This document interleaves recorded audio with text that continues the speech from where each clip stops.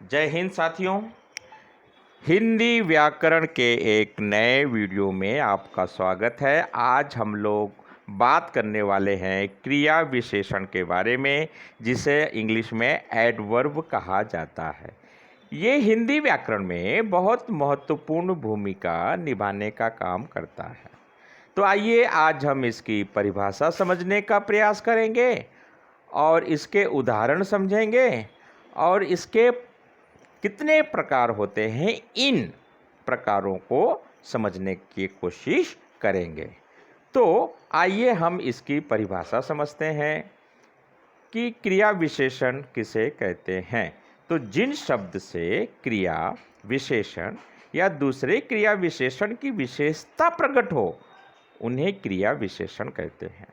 आसान शब्दों में परिभाषा को समझने का प्रयास करें तो वो ये कहा जा सकता है, जो शब्द क्रिया की विशेषता बतलाते हैं उन्हें क्रिया विशेषण कहा जाता है। ये दूसरी परिभाषा है, बहुत ही आसान और सरल परिभाषा है। जो शब्द क्रिया की विशेषता बतलाते हैं उन्हें क्रिया विशेषण कहा जाता है।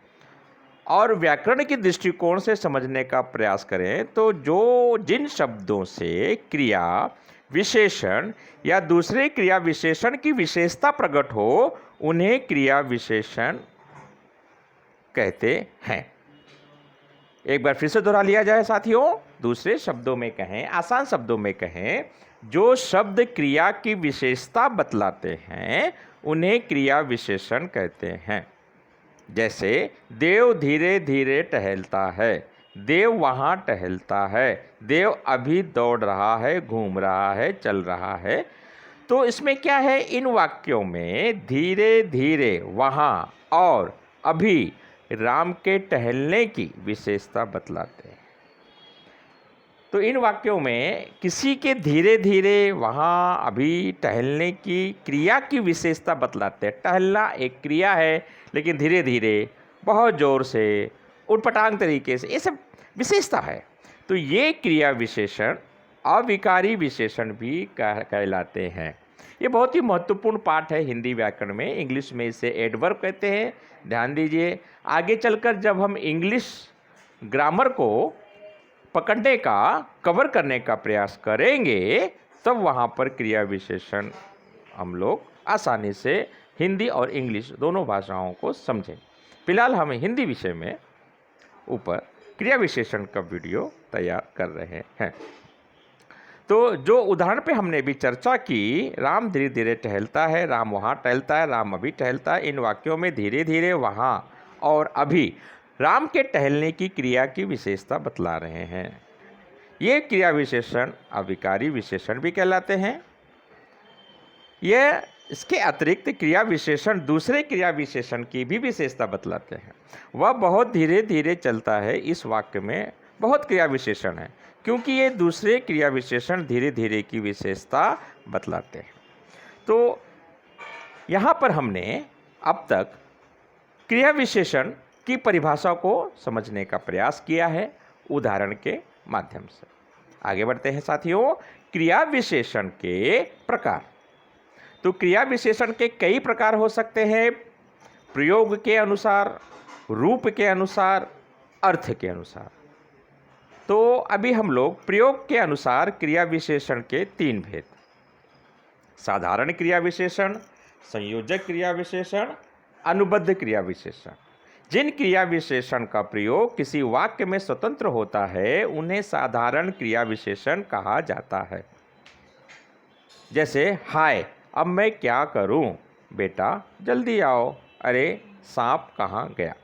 संयोजक क्रिया विशेषण, जिन क्रिया विशेषणों का संबंध किसी उपवाक्य से रहता है उन्हें संयोजक क्रिया विशेषण कहा जाता है। जैसे रोहिताश्रव ही नहीं तो मैं ही जीकर क्या करूंगी, जहां अभी समुद्र है वहां किसी समय जंगल था। तीसरा उदाहरण प्रकार समझे तो विशेषण, जिन क्रिया विशेषण के प्रयोग अवधारण के लिए किसी शब्द भेद के साथ हो उन्हें अनुबद्ध क्रिया विशेषण कहा जाता है। जैसे यह तो किसी ने धोखा ही दिया है, मैंने उसे देखा तक नहीं। अब देखिए रूप के अनुसार, पहला हमने क्या देखा, प्रयोग के अनुसार। अब हम देखेंगे रूप के अनुसार क्रिया विशेषण के 3 भेद। मूल क्रिया विशेषण, ऐसे क्रिया विशेषण जो किसी दूसरे शब्दों के मेल से नहीं बनते उन्हें मूल क्रिया विशेषण कहते हैं, जैसे ठीक, दूर, अचानक, फिर, नहीं। नंबर 2, यौगिक क्रिया विशेषण। तो प्रयोग के आधार पर नंबर 2, ऐसे क्रिया विशेषण जो किसी दूसरे शब्द में प्रत्यय या पद जोड़ने पर बनते हैं उन्हें यौगिक क्रिया विशेषण कहते हैं, जैसे मन से, जिससे, चुपके से, भूल से, देखते हुए, यहाँ तक झट से, वहाँ पर यौगिक क्रिया विशेषण संज्ञा, सर्वनाम, विशेषण, धातु, अव्यय के मेल से बनते हैं। नंबर 3 पे चलेंगे प्रयोग के आधार पर स्थानीय क्रिया विशेषण। ऐसे क्रिया विशेषण जो बिना रूपांतरण के किसी विशेष स्थान में आते हैं स्थानीय क्रिया विशेषण कहलाते हैं, जैसे वह अपना सिर पढ़ेगा। तीसरा, अर्थ के अनुसार, रूप के अनुसार, प्रयोग के अनुसार। तीसरा, अर्थ के अनुसार क्रिया विशेषण के भेद। परिमाणवाचक क्रिया विशेषण, जो शब्द क्रिया, प्रमाण या माप प्रकट करते हैं उन्हें परिमाणवाचक क्रिया विशेषण कहते हैं, जैसे बहुत, थोड़ा, अधिक, कम, छोटा, कितना। जैसे आप अधिक बोलते हो। देव की मम्मी बहुत ज़्यादा बात करती है। भारत भूषण नाम का लड़का बहुत लंबा है। तो यहाँ अधिक शब्द क्रिया की माप प्रकट करता है, इसलिए अधिक शब्द परिमाणवाचक क्रिया विशेषण कहते हैं। भारत भूषण 7 फीट का हो चुका है। अब ये 7 फीट परिमाण में आप समझ सकते हैं। देव 25 किलो है परिमाण। अब हम लोग यहाँ तक हो चुका है अर्थ के अनुसार। अब अर्थ के अनुसार नंबर 2, रीतिवाचक क्रिया विशेषण। जो शब्द क्रिया की रीति या ढंग बताते हैं उन्हें रीतिवाचक क्रिया विशेषण कहते हैं, जैसे सहसा, वैसे, ऐसे, अचानक आदि। उदाहरण देखें तो कछुआ धीरे धीरे चलता है, सांप बहुत तेजी से भागता है।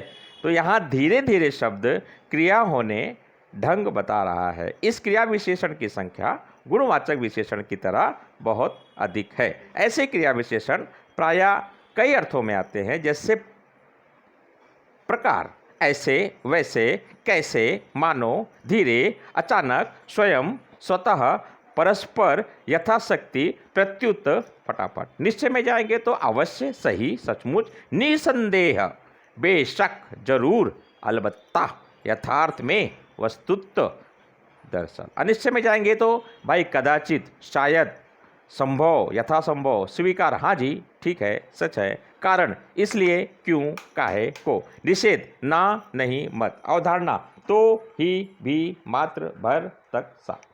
तो कुछ में क्रिया विशेषण में समानार्थों में भी अंतर हो सकता है, जैसे अब, अभी। अब में वर्तमान समय का निश्चय है और अभी का अर्थ तुरंत से है। अब आप जा सकते हैं। अब आप क्या करेंगे? अभी तो आया हूँ, अभी 5 बजे हैं।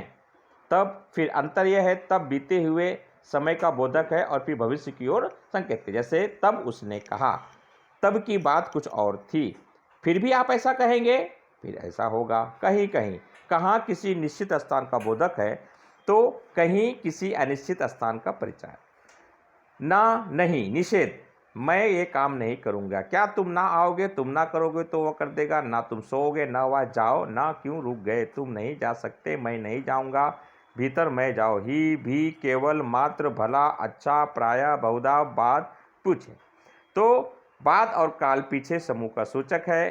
तो स्वाद, बाद, वह 1 सप्ताह बाद आया, वो 3 महीने के बाद आया। पीछे, वह पढ़ने में मुझसे बहुत पीछे है। देव पढ़ने में बहुत आगे है और देव पढ़ने में मुझसे बहुत पीछे।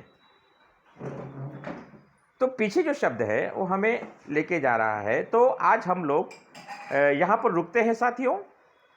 हमने आज व्याकरण में क्रिया विशेषण इसको समझने का प्रयास किया है, जिसे हम इंग्लिश में एडवर्ब कहते हैं। तो प्रयोग के आधार पर, रूप के आधार पर और अर्थ के आधार पर हमने क्रिया विशेषण की परिभाषा और उनके प्रकार को समझने का प्रयास किया है। तो साथियों, निश्चित तौर से आपको यह क्रिया विशेषण पर बनाया गया यह वीडियो पसंद आया होगा। अगर आप चैनल पर पहली बार विजिट किए हैं, हमारे वीडियो को पहली बार देख रहे हैं तो हमारे चैनल को सब्सक्राइब करें, लाइक करें, शेयर करें, क्योंकि इससे आपको हिंदी भाषा के प्रति छोटी छोटी चीज़ों की जानकारी होगी। साथ ही आपके घर में अगर कोई छोटा बच्चा है, विद्यार्थी है, पढ़ रहे हैं, तो उन्हें हिंदी व्याकरण को, हिंदी भाषा को समझने के में आसानी होगी। जय हिंद साथियों।